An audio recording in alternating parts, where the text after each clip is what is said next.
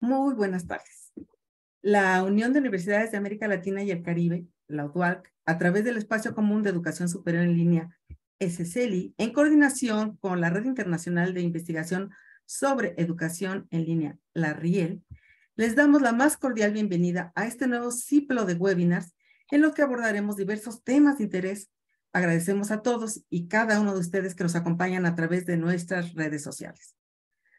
Vamos a comenzar con un tema por demás importante, dado que en todos lados debemos identificarnos y dar acceso a nuestros datos personales, quiénes somos, en dónde y cuándo nacimos, en dónde vivimos, cuáles son nuestras ocupaciones, nuestro código postal, nuestro estado civil, entre muchas otras preguntas que permiten que seamos reconocidos sin que tengamos conciencia necesariamente de los riesgos que ello trae. Aunque estamos en un dilema, porque por un lado, si somos celosos de compartirlos, no nos dan acceso a nada por no identificarnos. Más ahora que casi todos los registros son digitales. Pero por el otro, el compartir nuestra información a distintas organizaciones en diversas plataformas, existe el riesgo de no conocer el uso que le darán a nuestros datos y que se utilice en cuestiones no autorizadas por nosotros. En el tema que nos ocupa, que es en lo educativo, se nos niega o no se nos permite ingresar a los portales para inscribirnos si no nos registramos. Si no decimos quiénes somos y anotamos nuestra clave de acceso, ni nos dejan entrar a la plataforma del curso. Si necesitamos información especializada, algunas fuentes de información son limitadas sin el registro previo. Los espacios virtuales están cada vez más presentes. Las tecnologías forman parte de nuestra vida cotidiana. En ocasiones no sabemos a quién le estamos proporcionando la información, pues se trata de una empresa, un banco, una institución, y al final desconocemos en dónde circulan nuestros datos y estamos expuestos a muchos riesgos. Es por ello que hemos invitado el día de hoy a 3 expertos de primera línea en el tema. Nos acompañan la doctora Andrea Mendoza, del Centro de Investigación y Docencia Económica de México.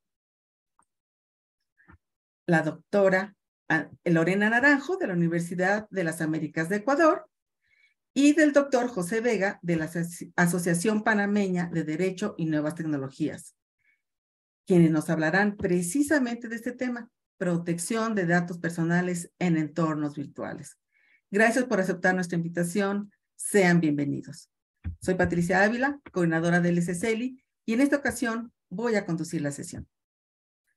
La mecánica de trabajo será que cada uno dispondrá de 15 minutos para compartirnos sus conocimientos y sus experiencias, y al final haremos una ronda de preguntas. Presentaré en cada turno de intervención a los expertos con una breve semblanza de su perfil académico y profesional. Pues, sin más, daremos comienzo con la intervención de la doctora Olivia Andrea Mendoza Enríquez, quien es doctora en Derecho con distinción ad honorem por la Benemérita Universidad Autónoma de Puebla, especialista en Derechos Humanos y máster en Derecho Constitucional por la Universidad Castilla-La Mancha de España. En la actualidad es profesora e investigadora asociada del Centro de Investigación y Docencia Económicas, el CIDE, y miembro del Sistema Nacional de Investigadores de México en el nivel 1.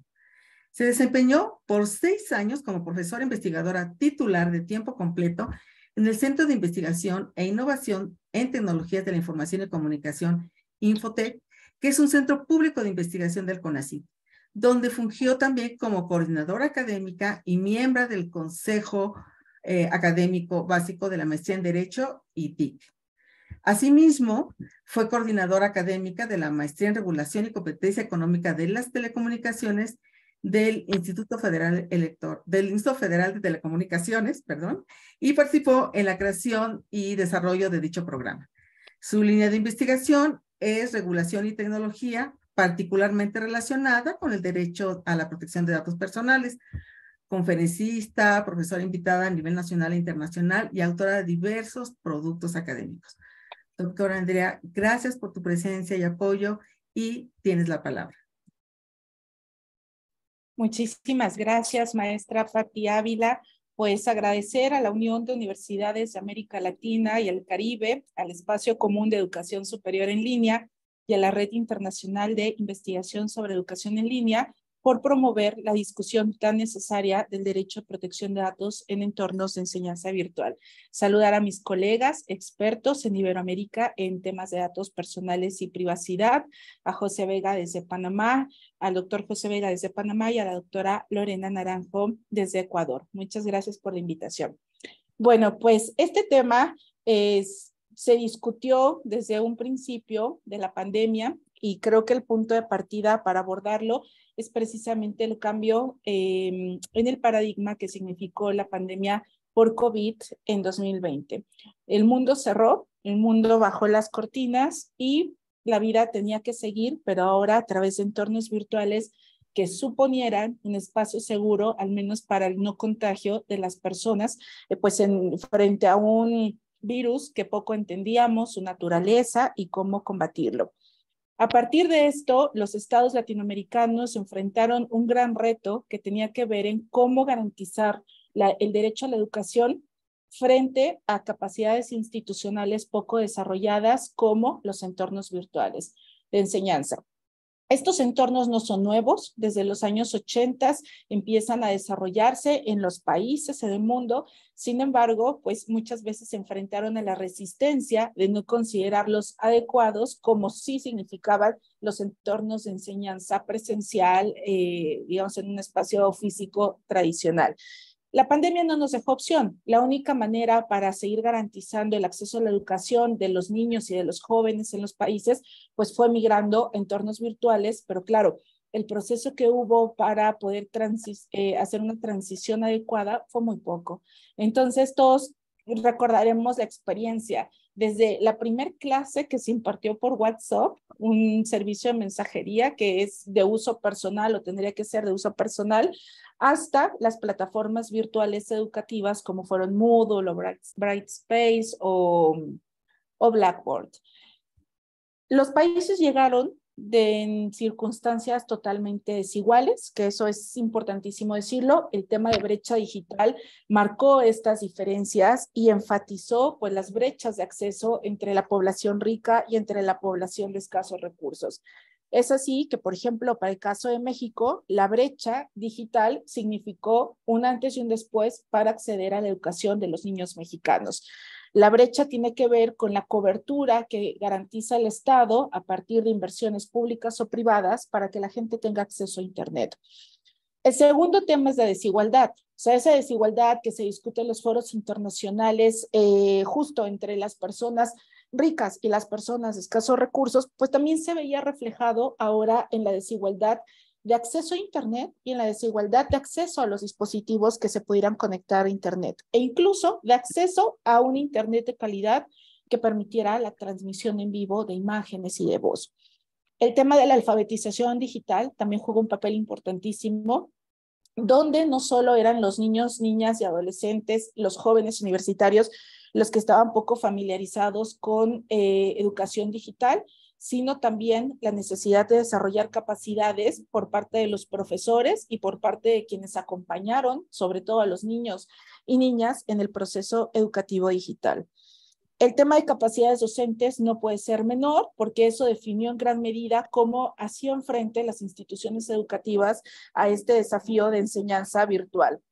Por otro lado, también surgió la disyuntiva de optar por plataformas digitales de acceso gratuito o la necesidad de pagar un licenciamiento que no se tenía hasta ese momento, por ejemplo, para el caso de Zoom, donde recordemos que al inicio de la pandemia, pues se dejó abierto sin límite de tiempo, después se puso un límite, una restricción de tiempo para las licencias gratuitas y para poder estar más de esos 45 minutos que permitía la plataforma, pues se tenía que hacer un pago. Entonces, esto también nos llevó incluso a decisiones de cómo se iba a programar y a proyectar la educación en línea dentro de las instituciones y algunas optaron por invertir en estas licencias y otras no. Esto tiene que ver directamente con el tema de protección de datos, porque claro, cuando estaba frente a una licencia gratuita, pues no quedaba muy claro el régimen de tratamiento de los datos, no solo por el docente o no solo por la institución educativa, sino por la plataforma, que muchas veces tenía una sede fuera del país en donde se estaba contratando.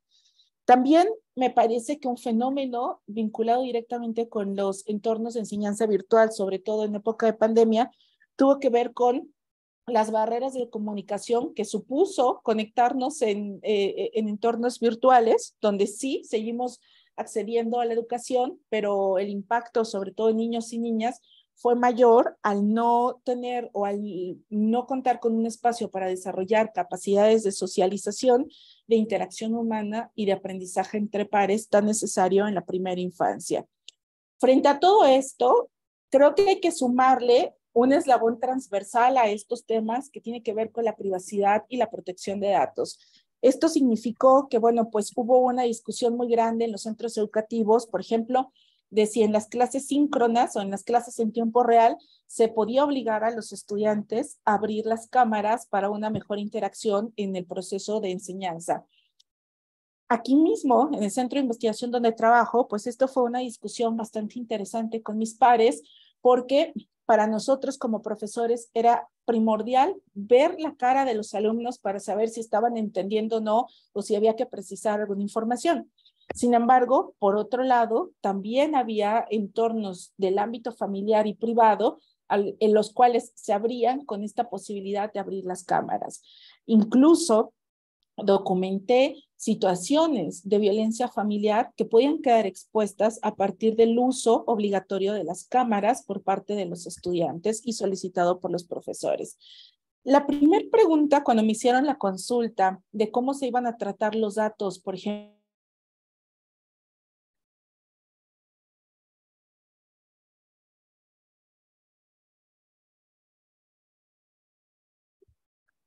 Parece que tenemos un problema de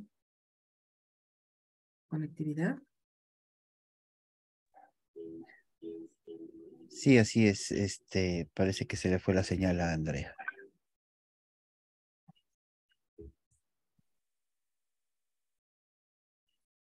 Okay. Demos un momentito a ver si la restablece.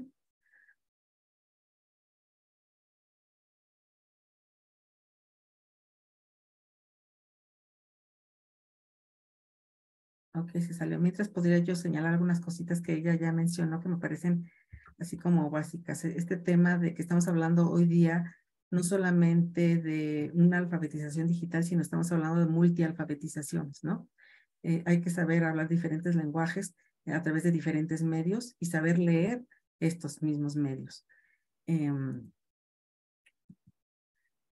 Entonces, eso me parece fundamental. Déjenme avisarle porque me está preguntando.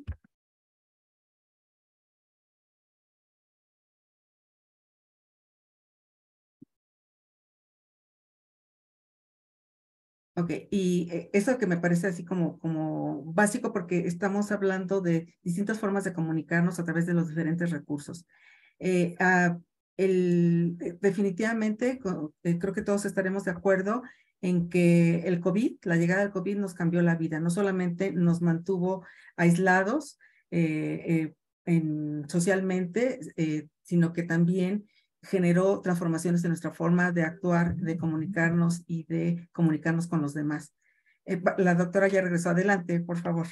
una disculpa, esto nunca pasa y justo el día que hablamos de enseñanza virtual y de todos los desafíos, bueno, espero que no vuelva a pasar, disculpen por favor. Y bueno, pues justo esto, ¿no? ¿Quién iba a tener acceso a los datos personales? Que ya no solo eran las instituciones educativas, sino también las plataformas que se estuvieran contratando, en este caso, por ejemplo, Zoom.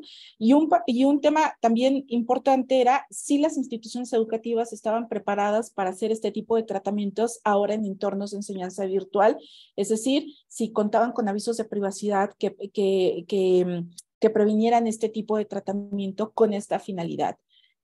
Al menos en el caso de México, que es un país que ya tiene 13 años con una ley de datos para el sector privado, pues que fue un desafío realmente, porque las instituciones educativas hasta ese momento no habían siquiera previsto el tratamiento de datos que significa un entorno de enseñanza virtual como lo fueron las clases en línea y a distancia durante la pandemia. Otro tema era si dentro de las instituciones estábamos lo suficientemente sensibilizados para entender los principios del derecho a protección de datos, los límites del tratamiento, qué sí se podía hacer y qué no se podía hacer. Y en este ejemplo de cómo exigir que se prenda una cámara a un estudiante y cómo se puede vulnerar la privacidad a tal grado de conocer el entorno de violencia que vive en su familia, pues dejaba muy claro este ejemplo, donde no todos estábamos sensibles de lo que significaba el acceso a una cámara, de que no todos teníamos muy claro lo que significaba que los alumnos se tuvieran que autenticar con usuarios y contraseñas en plataformas como Padlet, o incluso temas de neutralidad tecnológica que tenían que ver con obligar a los estudiantes a abrir cuentas con ciertas plataformas digitales que le permitieran acceder a aplicaciones como puede ser el caso de Padlet, que permite el ingreso con una cuenta de Google. Todas estas fueron cosas que quedaron sobre el escritorio y que poco a poco se fueron resolviendo, planteando la necesidad incluso de tener guías específicas para el tratamiento de datos en entornos de enseñanza virtual, donde pues también los países llegamos en momentos distintos. En el caso de la Agencia Española de Protección de Datos, pues se emitió una guía de inmediato que pudiera asesorar y acompañar a las instituciones de educación, pero en el caso, por ejemplo, de México, pues la guía fue más bien un esfuerzo institucional, ¿no? Donde cada uno fue resolviendo los desafíos como se les iba planteando. También creo que la disparidad en el desarrollo normativo en materia de protección de datos nos lleva a pensar que hubo alumnos mucho más protegidos respecto de otros. O sea, pensemos que en Latinoamérica casi hay cobertura normativa que reconoce este derecho a protección de datos, pero que la forma en la que se reconoce pues es un poco dispar. Los principios que se reconocen, las autoridades garantes que nos abren una puerta a un mundo todavía pendiente, ¿no? Con un quehacer pendiente, que significa que si no se cumplían, por ejemplo, lo que dictaban las normas en materia de protección de datos, ¿de qué sirve que haya una norma si no hay una autoridad que pueda supervisar y sancionar el no cumplimiento de dichas normativas? Incluso hasta cuestiones como la autonomía de esas autoridades y la fortaleza que puedan tener dentro de los países de América Latina. Es así que de manera general, con esto daría una introducción de lo que significó la pandemia y la migración casi inmediata a entornos de enseñanza virtual. Y bueno, esto sin perder de vista, claro está, algunos números que nos han dado los organismos internacionales, como pues esta necesidad o sea, estos números que respaldan la necesidad de centrarnos en la conectividad dentro de los países de América Latina. Ya hay estudios del Banco Mundial, de la UNESCO y del UNICEF de lo que significó para los niños migrar a entornos de enseñanza virtual y del retroceso que significó para el aprendizaje, no porque la educación en línea no alcance estos objetivos, más bien porque no había un grado de preparación que nos permitiera asumir el desafío con todo lo que conlleva. Por ejemplo, ¿qué significaba aprender en entornos virtuales en tiempos de pandemia? Significaba que acceder a una buena conexión a Internet en muchas regiones de América Latina no era posible. Significaba que 1 de cada 4 hogares tenía acceso a Internet. Significaba que no solo era el acceso a Internet y la calidad, ahora mismo lo vimos, no me sirve acceder a Internet si no tiene una calidad suficiente para una videoconferencia, sino también a partir de qué dispositivos tecnológicos accedía. Por ejemplo, en el caso de las zonas más remotas de México, los niños accedían a las clases virtuales a través de los celulares o de los dispositivos móviles de los padres. Todos sabemos, los que hemos estado involucrados en enseñanza en entornos virtuales, que las aplicaciones o la forma en la que se despliega la información, por ejemplo, en un Moodle, es muy difícil de acceder a partir de un celular, que casi se necesita por lo menos una tableta o una computadora. Entonces, también tener muy en cuenta esto, o sea, cuál es el grado de conexión, el grado de brecha de educación digital y, bueno, pues la falta de dispositivos tecnológicos para que se conectaran los estudiantes, al menos para el caso de México. Y me parece que no todo está perdido. Por ejemplo, en el caso de la UNAM, que es la Universidad Nacional de México, hubo un programa de inclusión para poder dotar de computadoras a los estudiantes que no tuvieran los recursos económicos para adquirir una.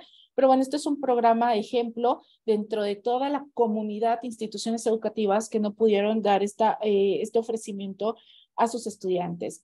Cierro diciendo que se requieren protocolos de privacidad y protección de datos en entornos virtuales, donde los desafíos no solo están centrados en las instituciones educativas, sino también alcanzan pues a los estados, o sea, implementar políticas públicas que garanticen este acceso a la educación, a las corporaciones, garantizando un uso ético de los datos, porque no hubo margen, teníamos que utilizar Zoom, teníamos que utilizar Teams, teníamos que utilizar aquello que nos permitiera seguir funcionando. Y también, bueno, pues a las instituciones educativas, con lo que significa hacer una evaluación real de las necesidades para echar a andar proyectos de educación en línea, o sea, las necesidades básicas como el licenciamiento, como las medidas de seguridad, como los avisos de privacidad, como las medidas de seguridad y ciberseguridad, o incluso, digamos, la política de privacidad y protección de datos para cuidar que toda la información que se haga a partir de estos entornos, pues no acaben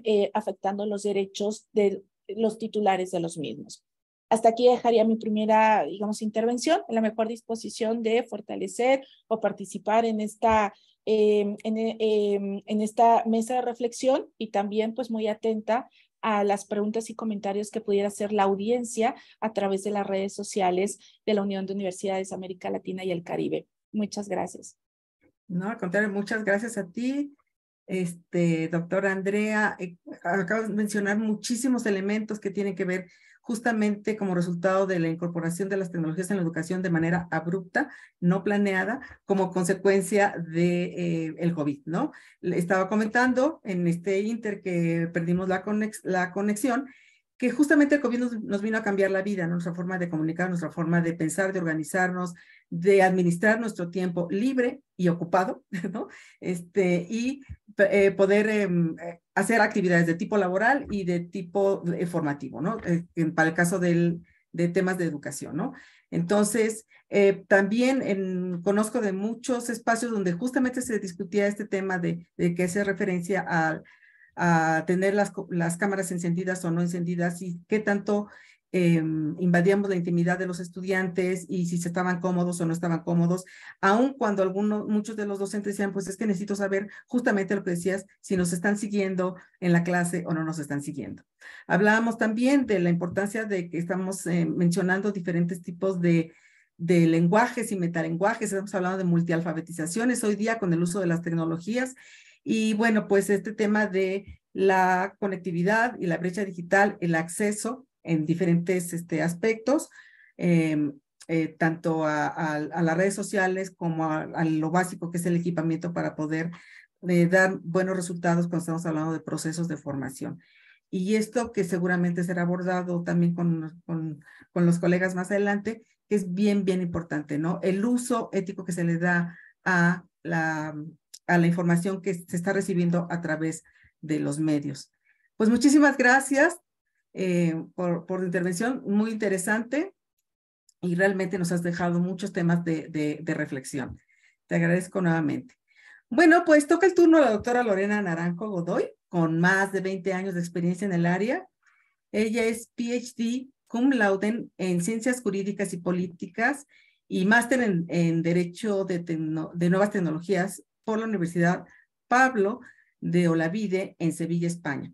Es investigadora, consultora del BID, docente de pregrado y posgrado, autora de varios artículos académicos y conferencista nacional e internacional, implementadora líder en empresas nacionales e internacionales, bancos y otras entidades del sector financiero, plataformas digitales, e-commerce, en la adopción de modelos de protección de datos personales, seguridad cibernética y transformación digital, incorporando Big Data, Internet de las Cosas, inteligencia artificial con experiencia en el sector público y privado. Autora y líder del proceso de adopción de la Ley de Protección de Datos Personales para el Ecuador y de otras normas que permitieron su implementación en el Sistema Nacional de Registro de Datos Públicos cuando fue directora nacional precisamente del DINARDAP. Ejerció como directora de la Escuela de Derecho de la Universidad de las Américas, subsecretaria en Desarrollo Normativo del Ministerio de Justicia, Derechos Humanos y Cultos, asesora de la Presidencia de la Corte Nacional de Justicia y directora nacional de la Dirección de Registro para Datos Públicos. Actualmente es directora de la Maestría en Derecho Digital e Innovación, con mención en Economía, Confianza y Transformación Digital de la UDLA y líder del área de Derecho Digital y Protección de Datos Personales de Spingarn y Marx, Sociedad Anónima. Gracias por aceptar nuestra invitación, doctora Laura, y adelante, por favor. Ok, muchísimas gracias, Andreita, por la invitación. Siempre tú eres tan gentil en querer compartir y pronunciarnos en estos espacios para debatir sobre las necesidades de profundizar en el uso de las tecnologías para la defensa de la dignidad humana. Y muchísimas gracias, doctrice, y a todo el equipo de la universidad por la gentil invitación. Voy a apurarme para no perder tiempo y aprovechar todo los conocimientos que ya Andrea nos impartió, de tal manera que pueda yo avanzar muy rápido sobre estos temas y llegar a lo que me interesa presentarles. Y esto se lo Andreita, nosotros tenemos actualmente un uso intensivo de las TICs que ha transformado todas nuestras estructuras jurídicos económicas y obviamente las sociales, las relaciones familiares y personales, y que se evidencia en que productos y máquinas están interconectadas entre sí digitalmente. Por lo tanto, vivimos ya una fusión de los sistemas físicos, biológicos y digitales. A esto es a lo que se caracteriza como revolución digital, que es un término acuñado ya por Klaus Schwab en 2016. Y esta realidad que hemos visto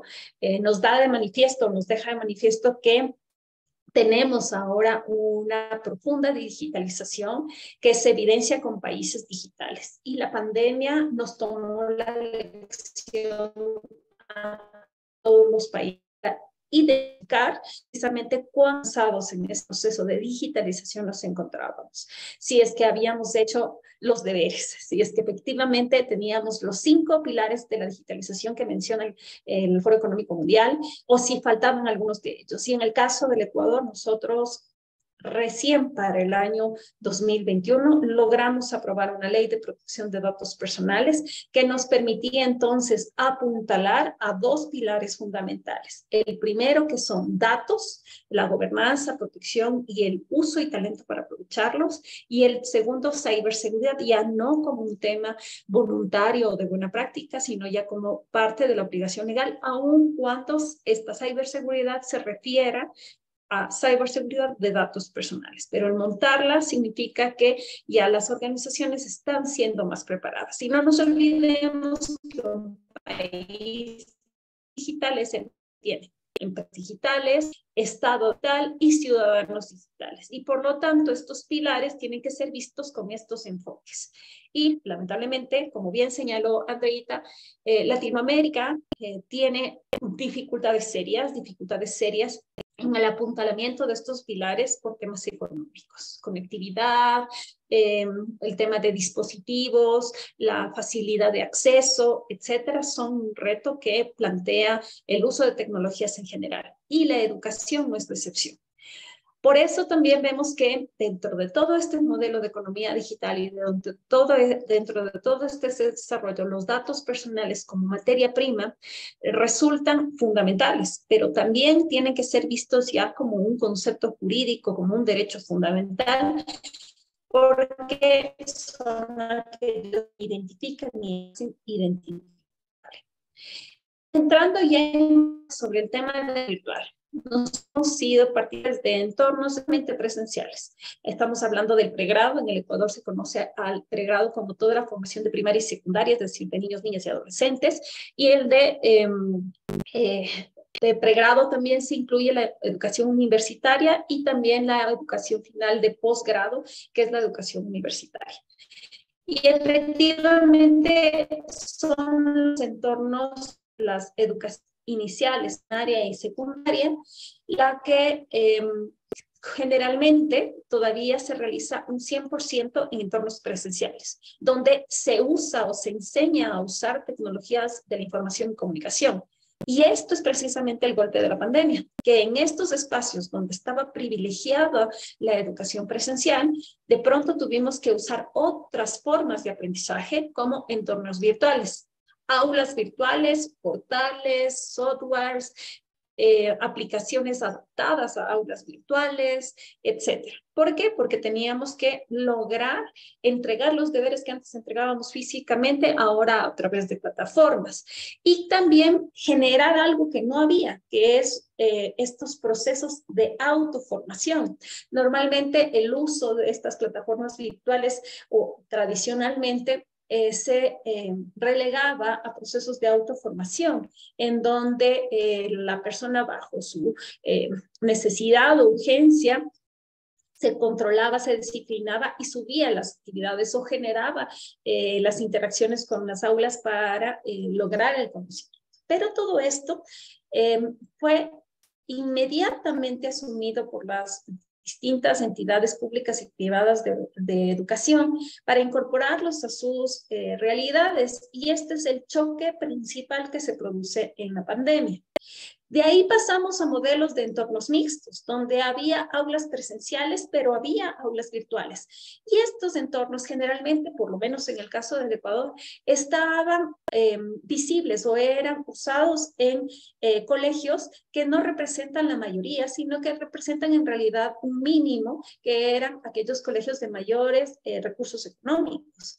Por lo tanto, en los que no tenían recursos económicos, no se había ni siquiera pensado en el uso de aulas virtuales, sobre todo para niños y adolescentes. Distinto es en educación universitaria, donde estos ya son recursos mínimos con los que se realizan los procesos de aprendizaje.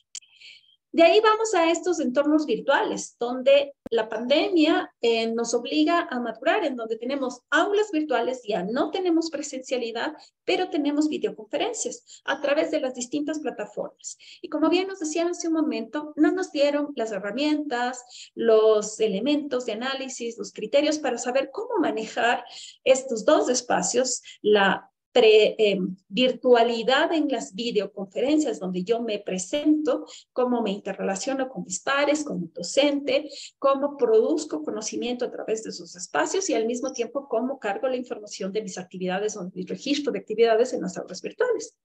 Y finalmente lo que está pasando ahora mismo ya como producto de la pandemia, que son los entornos virtuales flex, en los que tenemos videoconferencia, asistencia presencial remota simultánea, asistencia presencial simultánea, más aulas virtuales. ¿Qué significa? Que tengo unas personas que están físicamente en el aula presenciando la clase con el profesor delante y tengo otras personas conectadas en esa misma aula que están a través de videoconferencias participando en las aulas. Y los retos que eso también significan a nivel económico, a nivel de relación, de construcción de relaciones en comunidades académicas, en la relación con el profesor, en la relación con los pares, y que además no es accesible a todos, sino que en su mayoría es accesible a universidad y a colegios en los que existen mayores recursos económicos, por lo que comentamos hace un rato.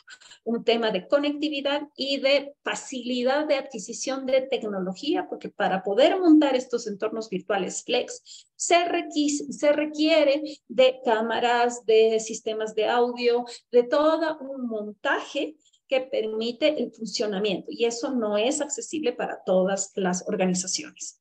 Tenemos además entornos virtuales de multiversos, es decir, ya usar el famoso Second Life que desde hace muchos años existía, que es un multiverso para a través de estas aplicaciones ya realizar actividades académicas, y finalmente los entornos virtuales metaverso, que ya es un pasito más del multiverso, aunque no tenemos un metaverso realmente aún en su esplendor o funcionamiento, como por ejemplo el TEC de Monterrey, que ya impartió su primera clase en el metaverso, pero que nuevamente nos plantea unos temas sobre brecha digital, sobre accesibilidad y asequibilidad, porque para poder entrar en estos sistemas uno requiere de estos elementos tecnológicos como los óculos, estas cámaras, y cómo vamos a interactuar o interrelacionarme con nosotros a través de estos dispositivos y nuevamente el acceso a estos instrumentos, además de la tecnología que eso requiere. Entonces, aquí tenemos que en el caso del Ecuador, la Ley Orgánica de Protección de Datos Personales está recientemente aprobada el 26 de mayo de 2021 y por lo tanto es comenzar a mirar todas estas problemáticas desde una perspectiva de que los datos personales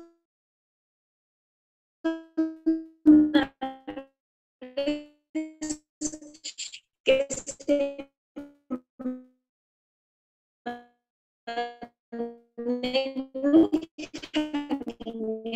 a que y ya no virtuales a mi titularidad. Y ahí podemos hablar entonces de aspectos claves dentro del marco educativo. La necesidad de la identidad, que está generalmente asociada a la asistencia y las calificaciones, la necesidad de grabaciones y que éstas estén gestionando o que puedan ser evidencia de la participación en clases y de lo que voy a decir y estos derechos de libertad de expresión y de además consulta de criterios hacia los docentes y cómo esto podría limitar la libertad de cátedra, por ejemplo. El tema del manejo de la intimidad, la imagen y la voz, lo que se mencionó hace un momento, ¿no? Cómo abrir mi cámara puede revelar mi intimidad familiar, cómo abrir mi propia cámara puede revelar mi intimidad personal, porque además se suscitaron muchos elementos como que la gente no estaba completamente vestida, ni el docente ni los estudiantes, etcétera.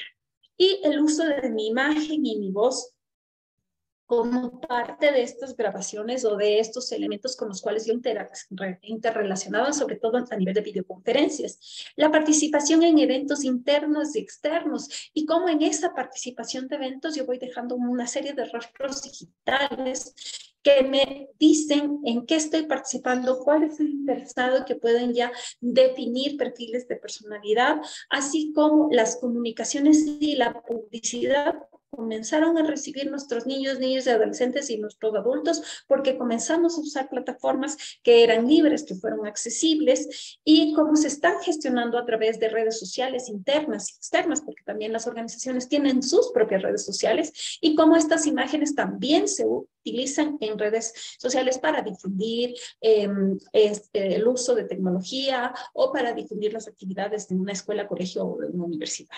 Y de estos, a mí me llama particularmente la atención el tema de la identidad digital, comprender que este rastro que dejamos como usuario en todas las plataformas, en el aula virtual, en el Oculus para metaverso, en las videoconferencias, en todos los sistemas de grabación, en realidad están siendo un rastro que me permite que exista un contenido generado por mí, sin duda, pero que también exista un contenido generado por otros y donde se están produciendo una percepción en línea que ya no solo está atado a un tema de una red social o que no está atado solo a un tema de un uso específico de una plataforma o de un juego en línea, sino que está generando entonces una percepción pública sobre mí y una opinión que los otros tienen sobre mí. Considerando además que esta reputación, como además está grabada, como además está evidenciada, puede ser tomada una fotografía, un snap o cualquier otra evidencia, no permite el olvido con facilidad. Y esto además nos abre a un amplio campo que es el de la violencia digital. Como cualquiera de estos contenidos que pueden haber sido generados en aula, por ejemplo, escuchamos muchos casos de los subbounders, donde personas externas ingresaban a aulas de niños y adolescentes y exponían contenido pornográfico. Escuchamos también de personas que aprovechando el espacio digital comenzaban a reproducir contenidos de revancha pornográfica, ¿no? Desnudos o videos con contenido sexual para exponer a uno o una de los participantes de esa charla para producir un daño mayor y generar mayor violencia de género. El tema de la supresión o alteración o suposición construcción de identidad, sobre todo para la toma de exámenes, en donde la inseguridad del docente es a quién le estoy tomando el examen, ¿es realmente la persona? Y si los métodos para verificar que no haya nada alrededor, que esté o no siendo asistidos, son en realidad métodos invasivos que pueden estar generando ciertos temas de inseguridad. Las extorsiones que también pueden producirse, no te expongo el video sexual en la clase en la que vamos a compartir con los profesores y el compañero a cambio de dinero, las deepfakes, ¿no? El transformar estos rostros que en algunos momentos veíamos incluso como novedad que aparecía una persona que tenía un rostro distinto, un gato, un perro, etcétera, pero cuando usamos esas mismas imágenes para generar un tema de afectación, odio o de ciberacoso. Y todo esto con un especial énfasis contra niños y adolescentes por el tema de pornografía infantil o de grooming.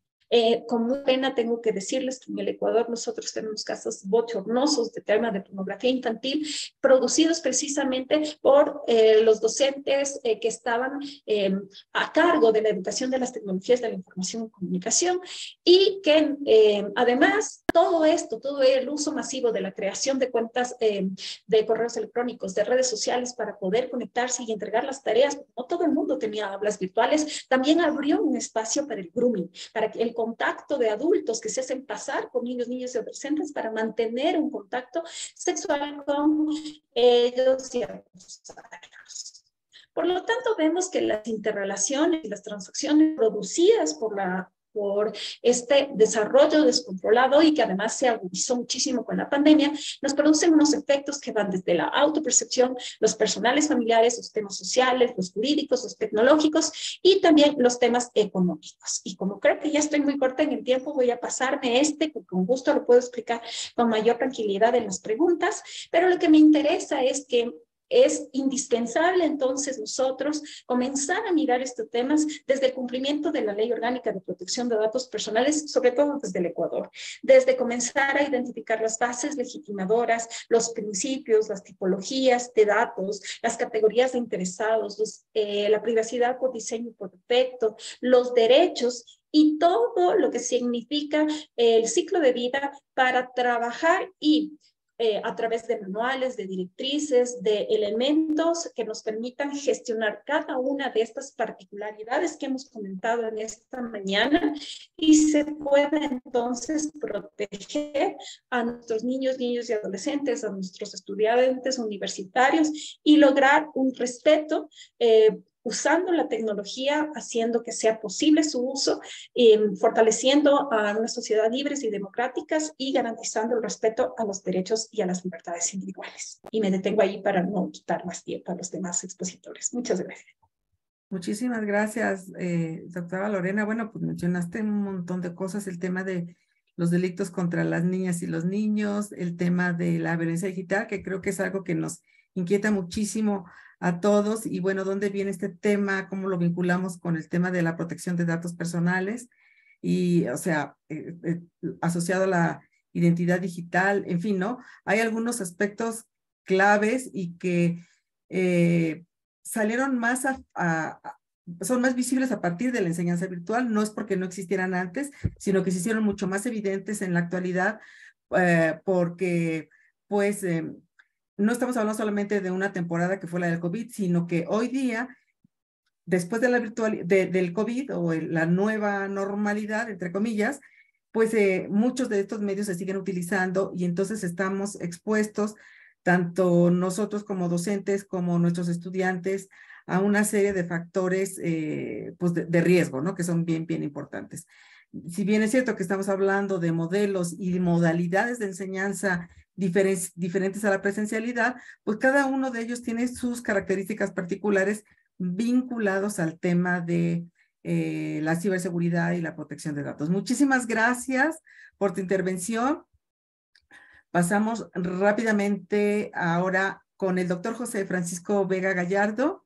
Él es abogado especializado en Derecho Informático, protección de datos personales, propiedad intelectual y prevención de blanqueo de capitales, entre otros. También es auditor forense y de sistemas de gestión antisoborno y examinador de fraude autorizado. Es docente del programa conjunto de Derecho Digital del Instituto de Investigaciones Jurídicas de la Universidad Nacional Autónoma de México y la Academia Mexicana de Derecho Informático y del Diplomado Conjunto de FinTech y Criptoeconomía de la Universidad Católica de Santa María la Antigua y el Instituto de Gobierno Corporativo en Panamá. Ha sido profesor de posgrado en instituciones educativas nacionales e internacionales, coautor de la obra colectiva El Derecho de las TIC en Iberoamérica. Es socio senior del despacho de abogados Encrypta Law y la firma consultora Fintegrity Group. Es miembro del Consejo Consultivo de la Academia Mexicana de Derecho Informático, asesor de la Junta Directiva del capítulo de Panamá de la Association of Certified Financial Crime Specialists y de la Asociación Panameña de Empresas de Cumplimiento. Forma parte de la Red Iberoamericana de Derecho Informático, la International Trademark Association, la Federación Iberoamericana de Asociaciones de Derecho e Informática, la Asociación Panameña de Derecho y Nuevas Tecnologías, Internet Society, capítulo de Panamá, y la Asociación Panameña de Examinadores de Fraude. Muchas gracias por tu presencia, doctor José. Tienes la palabra. Adelante, por favor. Muchas gracias, maestra Patricia Ávila. Bueno, yo debo reiterar el agradecimiento a la Unión de Universidades de América Latina y el Caribe y al Espacio Común de Educación Superior en línea por esta invitación. Y me enfrento yo ahora mismo al difícil reto de hacer una presentación sobre este tema después de Andrea y Lorena. Esto, la verdad es que es una prueba de fuego, pero bueno, yo con mucho gusto la voy a tomar y paso inmediatamente a compartir una breve presentación para acompañar lo que les voy a exponer. Bien, la experiencia de Panamá en asuntos de protección de datos personales vinculados a los entornos de enseñanza virtual es bastante limitada por aspectos más que todo cronológicos. Panamá aprobó su ley de protección de datos personales en el mes de marzo de 2019 y hubo un interregno de 2 años, así que esta ley entró en vigor en marzo de 2021. Como ustedes recordarán, la pandemia vino a entrar precisamente en su etapa más inicial, más agresiva, en marzo de 2020. Quiere decir que un año antes de que entrara en vigor la Ley de Protección de Datos de Panamá, nosotros estábamos yéndonos confinados a nuestras casas y los estudiantes, tanto del sistema escolar como de enseñanza superior, estaban empezando a abordar sus responsabilidades estudiantiles sin ningún marco normativo que le fuera aplicable, por lo menos en términos de la ley y la regulación.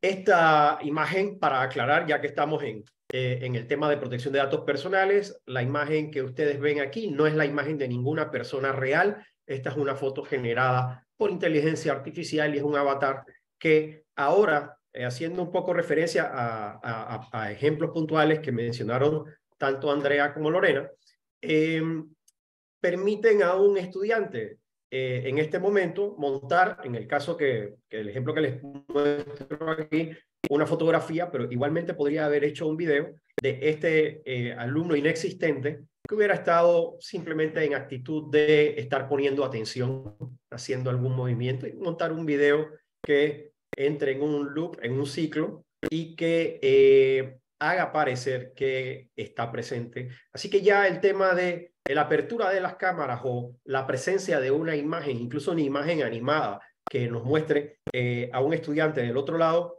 pues no necesariamente implica que él realmente o ella están ahí y están poniendo atención, sino simplemente que alguien se ha tomado el cuidado de que haya una imagen en ese recuadro o en esa posición.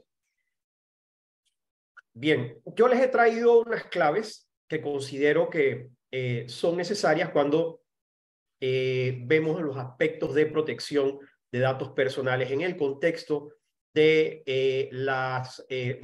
de los medios virtuales de enseñanza. Y estas son aproximadamente unas 9 claves.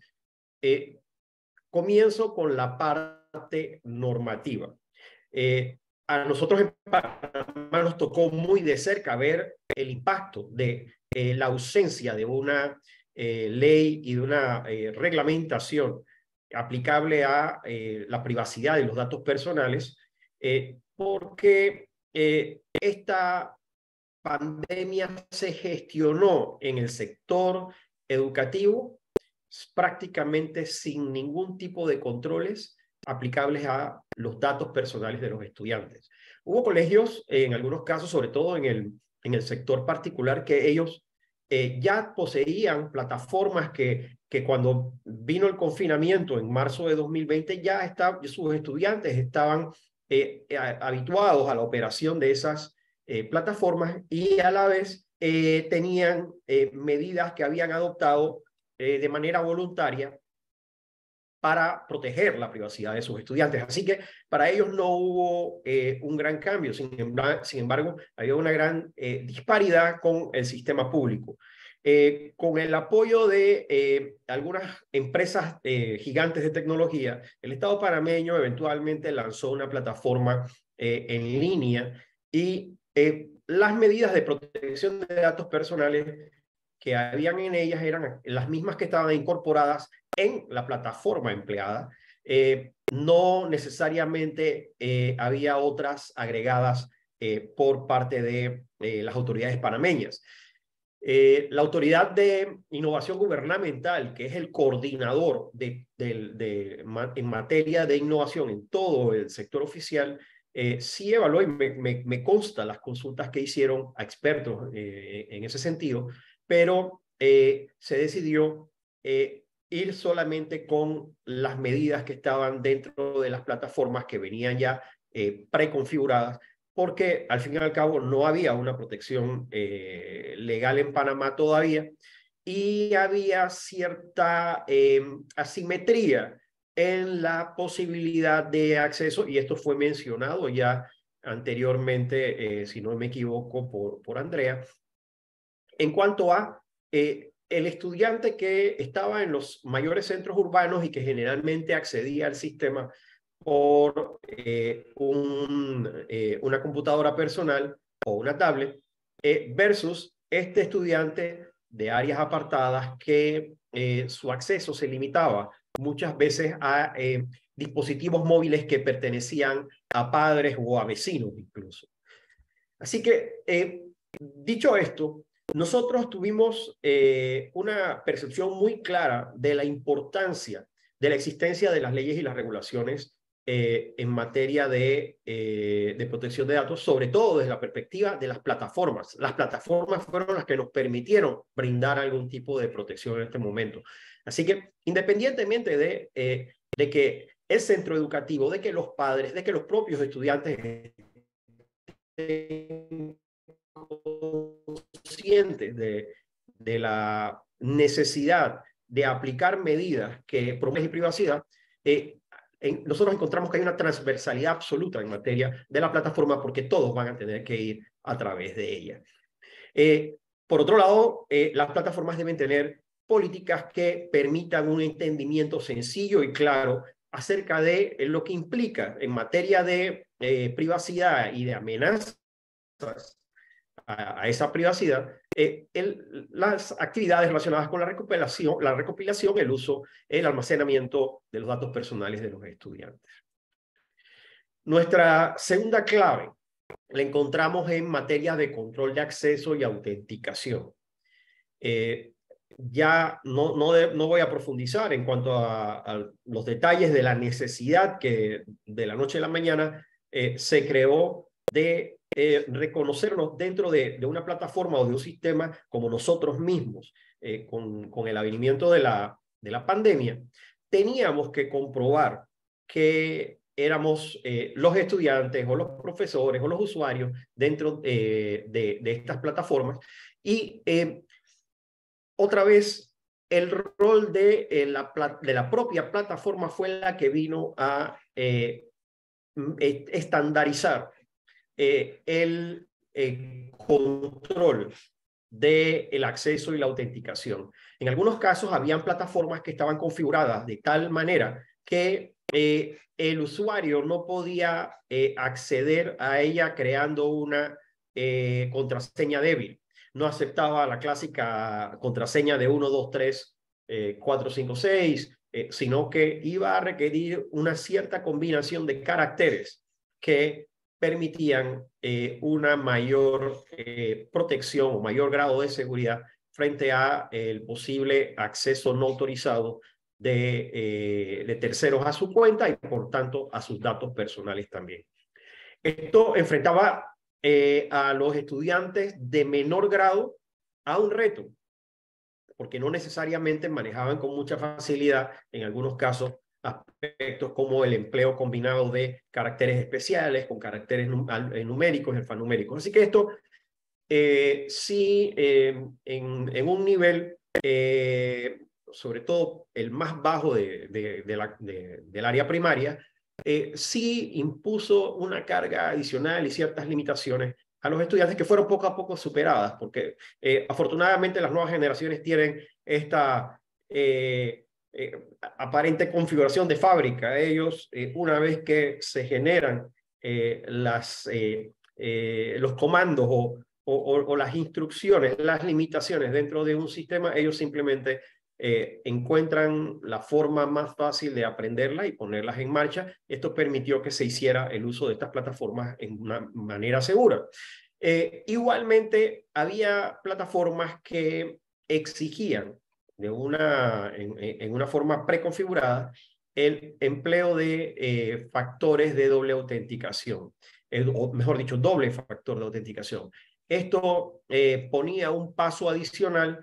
En algunos casos traía como inconveniente que los estudiantes se conectaran tardíamente porque perdían uno de los dos factores o el segundo factor iba redireccionado a un dispositivo que no estaba a mano de ellos en este momento. Había muchas cosas que en el camino se fueron allanando, pero que permitieron que estas plataformas ofrecieran esta garantía extra de control en el acceso a las cuentas de los estudiantes. En materia de datos sensibles, aquí las propias plataformas quizás no podían garantizar o ofrecer algún tipo de control que fuera eficaz y que fuera medible. Aquí dependía un poco más de las organizaciones que empleaban las plataformas, de las normas que se establecían para el uso y del grado de sensibilización que tuvieran los usuarios también para respetarlas.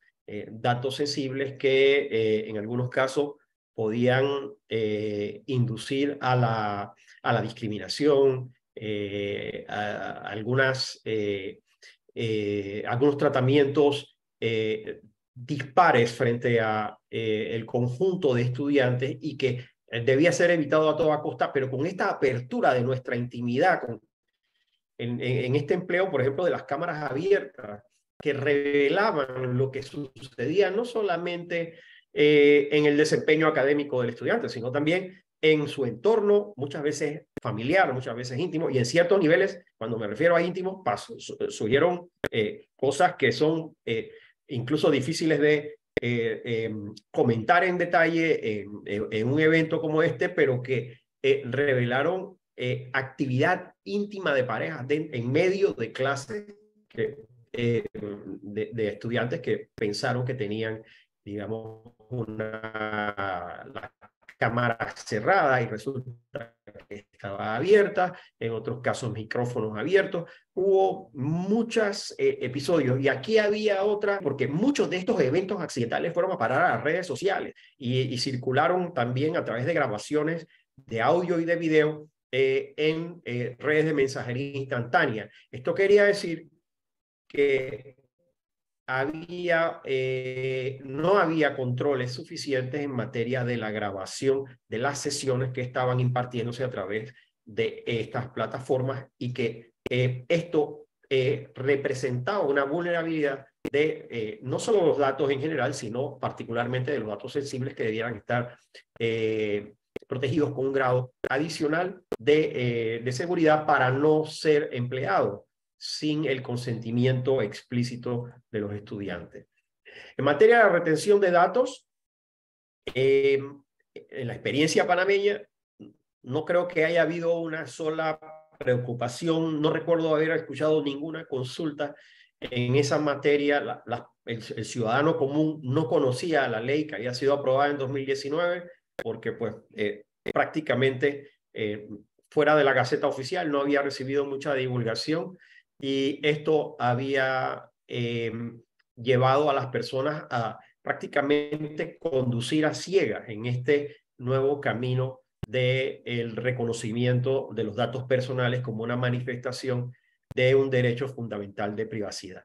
Así que luego de que se empezó a familiarizar tanto los estudiantes como los padres, en el caso de los menores de edad, con la importancia de establecer las políticas de retención y los plazos necesarios para mantener la retención de los datos, fue entonces que se entró en conciencia de que había que tomarlos muy en cuenta porque la permanencia prolongada de la posesión de esos datos después de que se hubieran cumplido los objetivos de enseñanza podían someter a estos estudiantes a situaciones de vulnerabilidad y las plataformas o las organizaciones que empleaban las plataformas debían adoptar las medidas necesarias para que la eliminación de esos datos se diera tan pronto ya no fueran necesarios. En cuanto al consentimiento de los estudiantes, aquí habían dos vertientes. En el caso del sistema escolar, la mayor parte de los estudiantes son menores de edad y en ese caso, de acuerdo a la legislación aplicable en cada país, podrían haber distintos rangos de edades en que el consentimiento tendría que haber sido dado por el propio estudiante, en otros casos tendría que haber sido dado por la persona que estuviera la guardia legal de ese menor de edad o la custodia atribuida por un tribunal.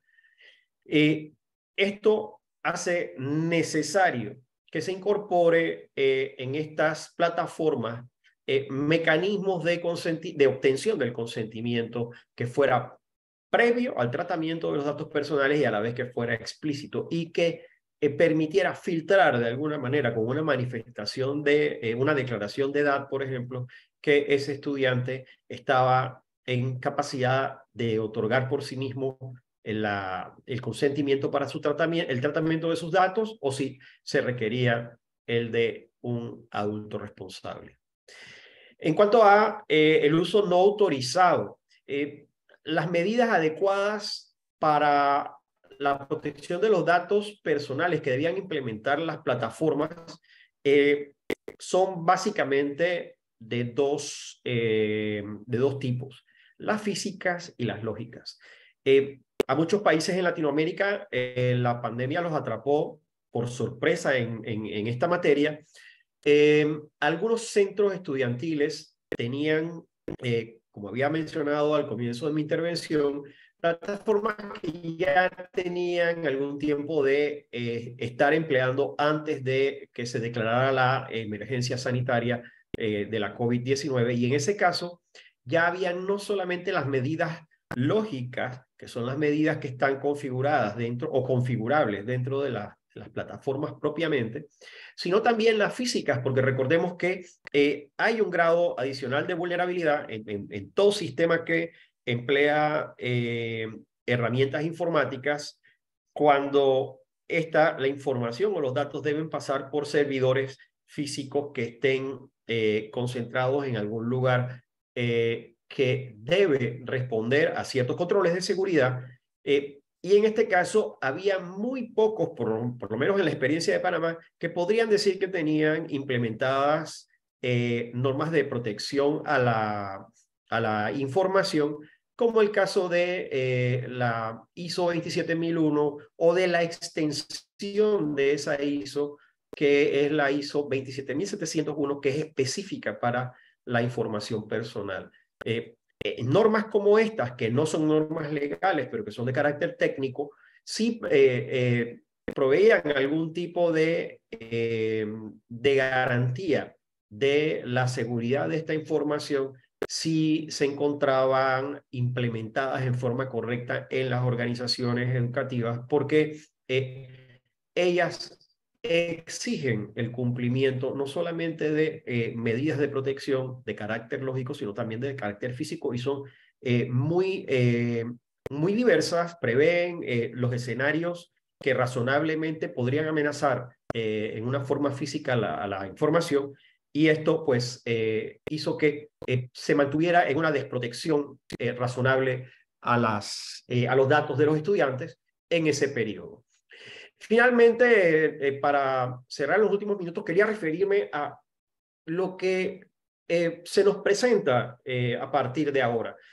Las nuevas tecnologías son nuevas hoy y mañana ya no lo son.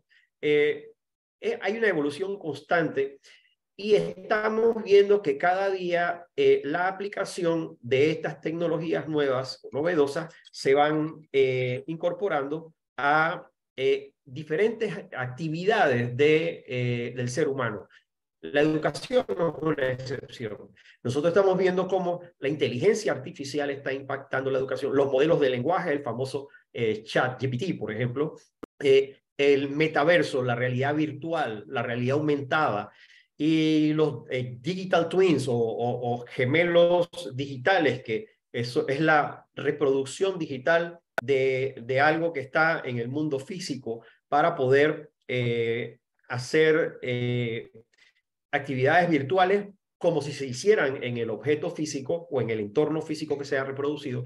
Este tipo de cosas son cosas que cada día están ofreciendo más oportunidades de ampliar el provecho de la enseñanza, de la educación a los estudiantes, pero a la vez hay algunas que hacen muy vulnerable la información personal. ¿Cuáles son los riesgos más frecuentes de estas nuevas tecnologías?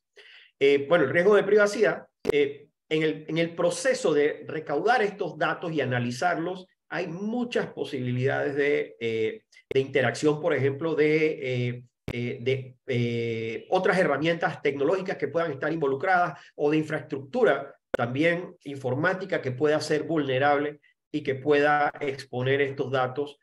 La discriminación al personalizar el aprendizaje, esto es uno de los retos más grandes que tiene el empleo de la inteligencia artificial, por los sesgos que puede introducir quien alimenta o quien entrena a los algoritmos que se utilizan para la plataforma de aprendizaje.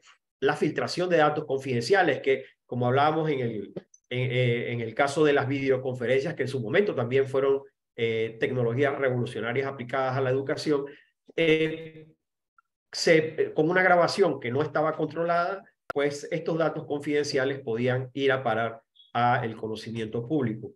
La creación de los perfiles sin conocimiento, muchas veces algunos centros educativos, pensando que hacían un uso optimizado de los recursos que ofrecían estas plataformas, creaban perfiles, aplicaban mecanismos muy parecidos a los mecanismos de mercadeo que se hacen para crear perfiles de consumidor que identifican patrones de consumo y otro tipo de cosas que sí pueden ser útiles, siempre y cuando sean implementados con los debidos controles y las autorizaciones sean requeridas en forma previa y adecuada para que el empleo de los datos personales ahí sea autorizado, sea informado y esté sometido a un ambiente de seguridad que sea suficientemente satisfactorio para el ciudadano que provee los datos.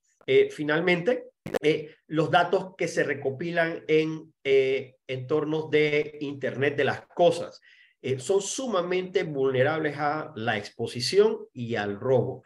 Y en el caso de los digital twins, por ejemplo, este es un riesgo que es exacerbado y que todavía está empezando apenas a ver cómo se aborda en una forma óptima que provea las seguridades suficientes para satisfacer las exigencias de las normas legales que se han establecido tanto en la región europea como en pues el resto de los países que poco a poco han ido adoptando un marco normativo nacional y en algunos casos locales, como entiendo que países más grandes como México tienen también.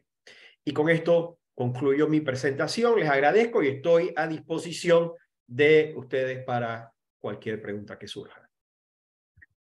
Muchísimas gracias, doctor José. Yo no sé qué vamos a hacer con tanta información que ahora nos aportaron nuestros expertos.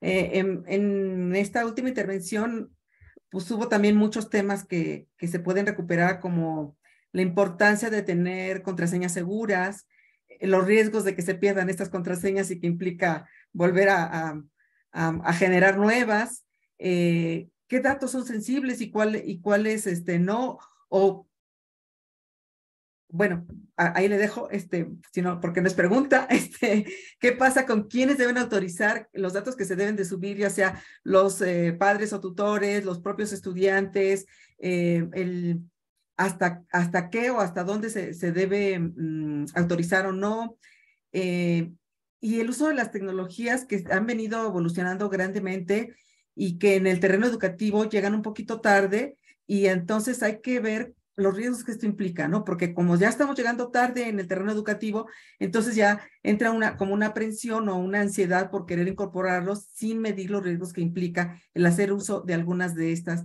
tecnologías. El Internet de las Cosas, el Big Data incluso, ¿no? O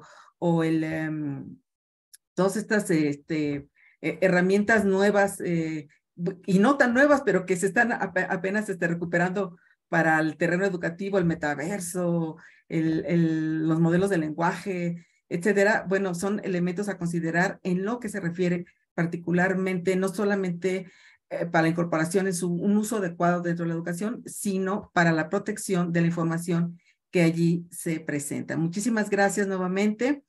Bueno, como hemos observado en las intervenciones de nuestros invitados, hay mucho que decir, mucho por qué preocuparnos y sobre todo el ocuparnos. Por fortuna existen ya mecanismos de protección.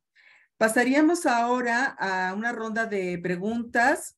El tema ha generado muchas inquietudes. Estamos sobre el tiempo, entonces lo que voy a hacer es que voy a leer todas las que tengo varias, y después les voy a dar un turno a cada quien, si no tienen inconveniente, para que de manera global puedan responder, ya sea la que les hicieron directamente o algo de carácter general, para poder cerrar este interesante seminario sobre la protección de datos personales en entornos virtuales, que me parece que ha sido muy rico para todos los que los estamos siguiendo, e incluso para una consulta permanente, porque se mantendrá, como todos saben, en el canal de YouTube del SSLI y podrá ser consultado. Además, dentro de la página web del SSLI tenemos un espacio particular que hace referencia justamente a todos los webinars, donde hacemos un resumen de las presentaciones, y habrá un espacio también de preguntas por si tuvieran mayores inquietudes o sienten que no alcanzaron a recibir la respuesta de acuerdo a sus inquietudes, ¿no? Bueno, la leo de corrido, y para ahorrar un poquito de tiempo, y después doy los turnos, si les parece, en el mismo orden que tuvieron las intervenciones, para que den una respuesta de carácter global. Bueno, doctora Andrea, como mencionaste, existe una brecha enorme de accesibilidad a tecnologías y conectividad a redes eficaces en América Latina por distintas circunstancias. También existe una brecha de educación para la protección de datos personales en Internet. Si es así, ¿bajo qué circunstancias se da esta brecha? Doctora Lorena, mencionaste el tema de los metaversos. ¿Qué nuevos riesgos para la seguridad de la información personal crees que puedan surgir a partir de la integración de los metaversos en un entorno actual, tanto en el ámbito general como en el ámbito educacional? Doctor José, al principio de tu intervención hablaste un poco sobre, al principio y al final, sobre las inteligencias artificiales, un tema muy en boga últimamente, y diste un ejemplo de cómo podría utilizarse en un entorno de educación virtual ¿De qué otras formas podría afectar el uso de las inteligencias artificiales a los entornos educativos respecto a la privacidad de los involucrados? Preguntas generales respecto a la violencia digital y la violencia de género. ¿Cómo se podría proteger los estudiantes ante todas estas situaciones como el grooming, ciberacoso, las sextorsiones y todas las que ya se fueron mencionadas? Específicamente a los estudiantes, debido a que a pesar de que no son los únicos que están sufriéndolo, este tipo de violencias digitales se sabe que están más expuestos a ellas. Otra de carácter general: ¿qué peligros implica la retención de datos por parte de las instituciones educativas para los estudiantes? Una más: con el impulso de la enseñanza en línea, resultado de la pandemia, las tecnologías son parte del quehacer educativo. Sus usos presentan algunos riesgos, sobre todo en el impacto que tienen en la protección de la privacidad, lo que hace necesario tomar precauciones de uso en la enseñanza. ¿Qué hacemos? La solución no es ser tecnofóbicos, sino emplearlas con moderación. ¿Qué recomendaciones tendrían? Y dice, cuando compartimos algo en internet, lo estamos compartiendo solo a profesores, los amigos y la familia. ¿Quiénes más leen nuestros mensajes? Entre otras, pero bueno, hicimos una selección inicial y bueno, pasamos entonces a darle su turno para su intervención. Doctora Andrea, por favor, tienes la palabra, ya sea responder la que directamente se te hace o dar una respuesta global, como mejor consideres. Pati, perdón, es que justo se me fue el internet. La pregunta específica que me hacen es ¿qué brechas existen sobre datos personales en la educación digital? ¿Eso es o entendí mal? Sí, dice, te la vuelvo a leer para no Gracias, interpretar, perdón, ¿no? perdón. Sí. Dice, existe una brecha enorme de accesibilidad a tecnologías y conectividad a redes eficaces en América Latina por distintas circunstancias.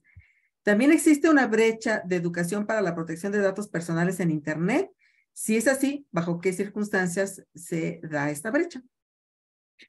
Muchas gracias, Pati. Pues les agradezco mucho el interés a todas las personas que han seguido la transmisión. Me emociona mucho que las conversaciones académicas lleven a inquietudes, a comentarios de quien sigue esta sesión.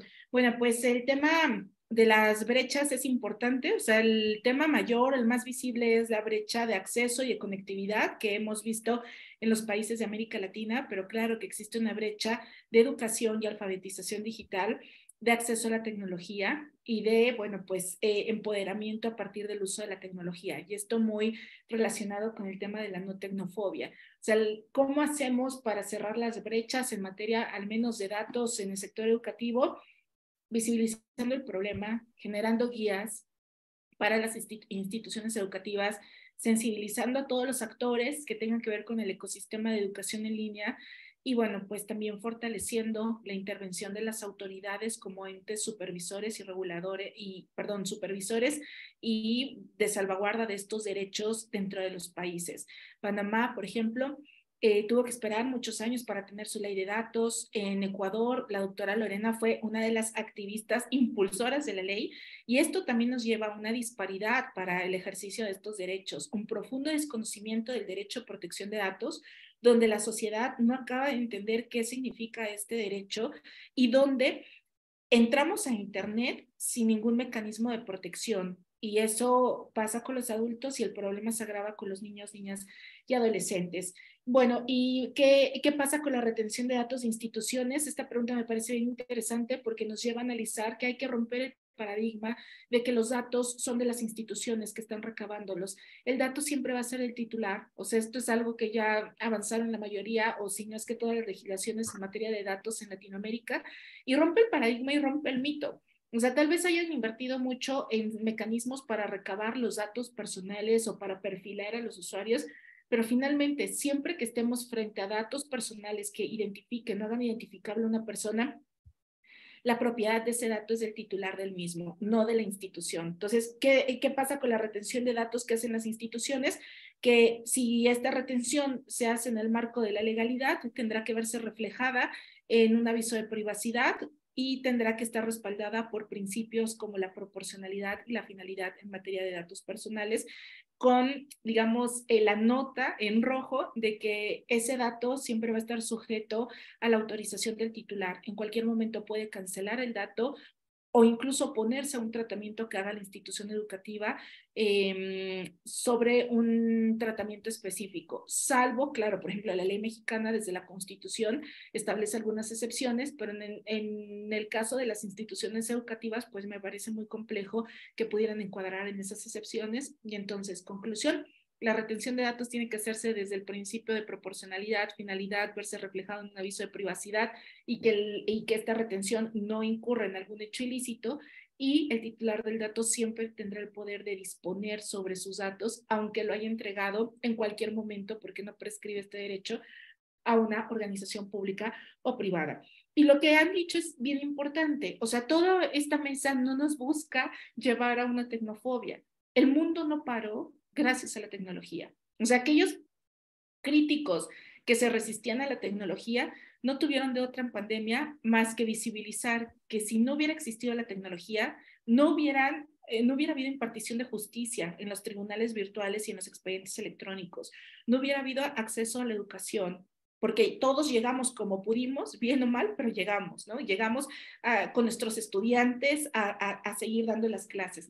No se busca una tecnofobia, pero sí se busca una reflexión y una visión crítica necesaria para los usuarios de tecnología, donde no todos son bondades, donde podemos empoderarnos a partir de la tecnología, pero poniendo a la persona siempre en el centro, en un respeto total de los derechos de las personas y de la dignidad humana. Eso creo que es justo el tema. O sea, sí innovación, sí desarrollo tecnológico, sí nuevas posibilidades. Esto de la primera clase en el metaverso me parece extraordinario, pero todo esto tendrá como límite el riesgo de la vida de una persona o de su dignidad. Hasta ahí la dejaría. Muchísimas gracias, doctora Lorena. Bueno, fueron tantas preguntas y son tantos temas, en realidad se abrió muchísimo el debate y yo quiero más bien dejar un mensaje. Verán, en la ley ecuatoriana, que es reciente, es novita, nosotros tenemos un artículo que se llama educación digital y es un artículo que nos costó mucho aprobarlo. Y este artículo establece una corresponsabilidad de la sociedad entera. El Estado, las empresas, las entidades educativas tienen que formar a niños, niñas,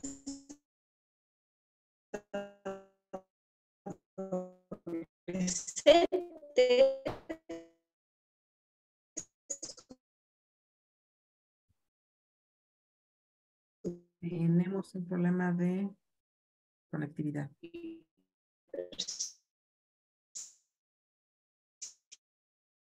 Mientras la doctora Lorena logra restablecer su conexión, varios profesores que van a ser después parte del... ¿Aló? Lore, se fue un segundo, pero ya te escuchamos perfecto. Ok, pero no sé hasta dónde me oyeron. La corresponsabilidad del artículo que han dejado en la ley de datos del Ecuador, de empresas y bueno, de educar a niños, niñas y adolescentes. Sí. Ok, le voy a dejar sin video para que no me quite el internet, ¿ya? Pero un poco la idea es que todos tienen que ser corresponsables en formación de la educación digital.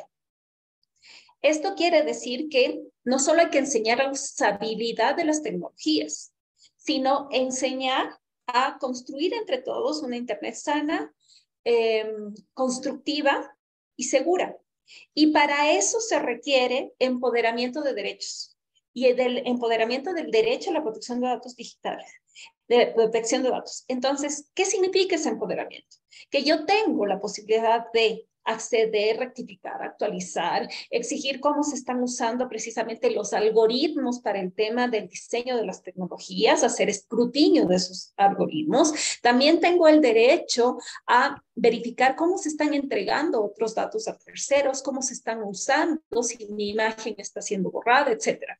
Y eso, porque la única forma en la que vamos a ver habilitado un sistema en que las organizaciones públicas o privadas cuiden los datos es a través de la generación de participación ciudadana y de que cada uno de nosotros tenga una autoridad a la cual acudir, que pueda ser protegida y atendida y que esa autoridad haga esta gestión técnica, porque el ciudadano común no es capaz de dar seguimiento a todos estos temas, pero una autoridad técnicas sí. Y esta establezca los principios, las directrices, las guías que ayuden a todo el ecosistema a precisamente generar las buenas prácticas que nos mencionó José, con, por ejemplo, el tema de las contraseñas, ¿no es cierto? Pero que además nos ayude a anticiparnos a los posibles daños o a los posibles riesgos que tenemos para que no nos pase como nos pasó en la pandemia, en que nos vimos pasados completamente y tuvimos que responder de una manera en la que carecíamos precisamente de estas luces indispensables para hacer accesible el derecho de la educación en condiciones de, nuevamente, seguridad, que es una internet sana, segura y constructiva. Estos tres elementos son los que deben ser parte de la formación de todos, de niños, de adolescentes, de profesionales, de adultos, a través de toda la coparticipación del ecosistema.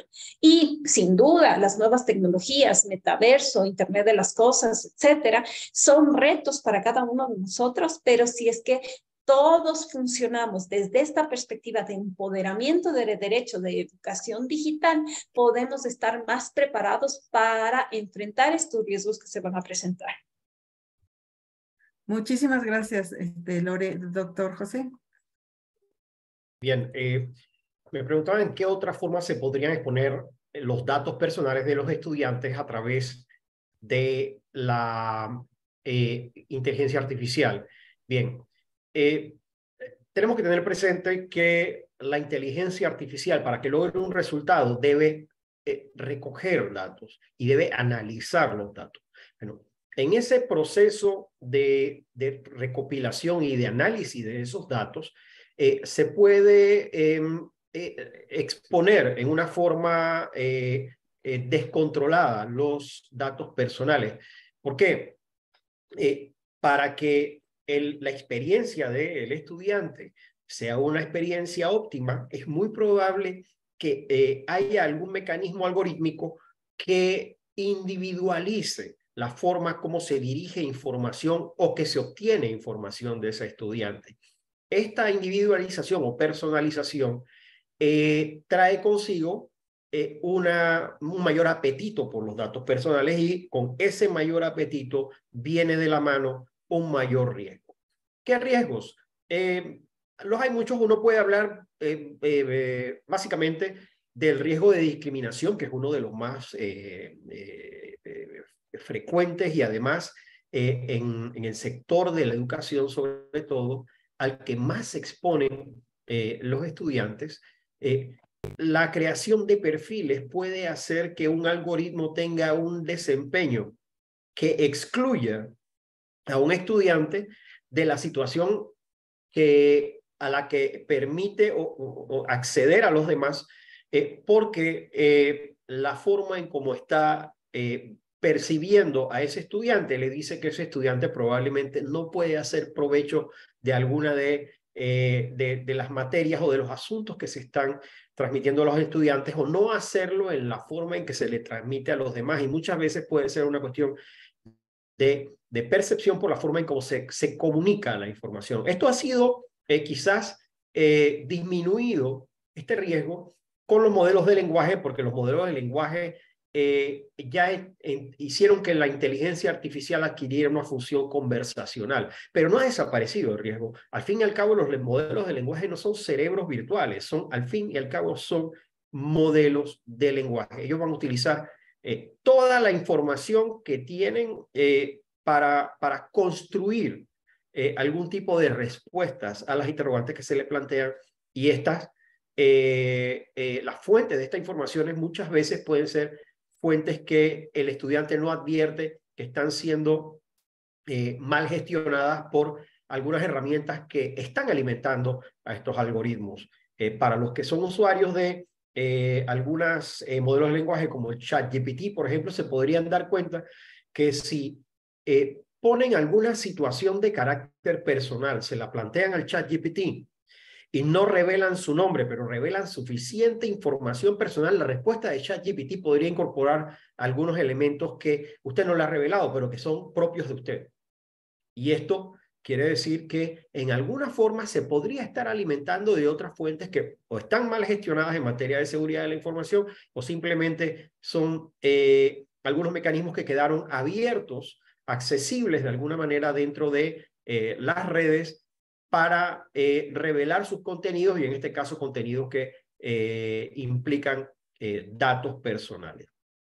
¿De qué otra forma los datos personales son vulnerables mediante el empleo de la inteligencia artificial? Bueno, en materia ética, y creo que Lorena mencionaba el tema hace un momento, los algoritmos pueden no estar funcionando en la forma que uno espera. Al fin y al cabo, uno no revisa el código de programación de un algoritmo antes de emplearlo. Uno simplemente toma una herramienta y entra a través de la interfaz de usuario y hace lo que uno crea que debe hacer allí. Sin embargo, es transparente el empleo de esos algoritmos. Sabe uno si ese algoritmo tiene controles suficientes para proveer una seguridad ética razonable. Ahora se habla incluso de implementar auditorías éticas, por ejemplo, de los algoritmos para asegurar, disculpen ustedes, para asegurar que no hay riesgos no previsibles en el empleo de ellos. Permítanme un segundo. Gajes de la salud en un país tropical. También se debe tener presente que la seguridad y la protección de los datos en el proceso de recopilación y de análisis puede pasar por las manos de herramientas que no son necesariamente la que emplea el usuario final de la inteligencia artificial, y va a tener como resultado muy probablemente una exposición colateral de esos datos personales sin que el usuario de la inteligencia artificial sepa o se dé cuenta de que sus datos podrían estar siendo utilizados. En el caso de la ética, particularmente, nosotros estamos asumiendo la mayor parte del tiempo que quienes nos proveen herramientas, sobre todo herramientas gratuitas que están disponibles en la Internet, están haciendo las cosas de buena fe. Yo puedo tener, digamos, un programa de juegos, estos que construyen contextos en 3 dimensiones y que los niños ahora utilizan tanto, y que podrían estar recogiendo datos personales, pero empleándolos para perfilar a esos niños y dirigir publicidad, por ejemplo, a esos niños. Este tipo de cosas las ignoramos. Y las legislaciones todavía, en muy pocos casos, han incorporado algún tipo de previsión que permita establecer los componentes éticos que controlan el uso de los algoritmos en las nuevas tecnologías y en la educación, teniendo una población tan joven en el empleo de ellas, y que muchas veces pone una atención limitada a los riesgos, a los peligros del mal uso, podría conllevar un inminente riesgo colectivo potencial muy grande para la población de estudiantes. Qué importante es esto que nos está mencionando. Bueno, nos da tema para otros conversatorios. Muchísimas gracias por la intervención. Bueno, pues hemos llegado al final de nuestra sesión. El tiempo se nos fue sin sentir. Gracias a nuestros expertos invitados por su participación y la generosidad de compartirnos sus experiencias, y también a la audiencia que siguió la transmisión en las redes. Podrán consultarlo en nuestro canal de YouTube, el seminario, siempre que lo requieran, y los invitamos a continuar acompañándonos en próximas sesiones. Muchas gracias y todavía nuestros invitados están por ahí. Si prenden sus cámaras, por favor, solo para despedirnos y hasta pronto. Yo no puedo. Ok, Lore. Pero ya no vas a hablar si puedes encenderla. Gracias, de todas maneras. Pati. Hasta luego. Pronto. Buenas tardes. Hasta luego a todos y muchas gracias.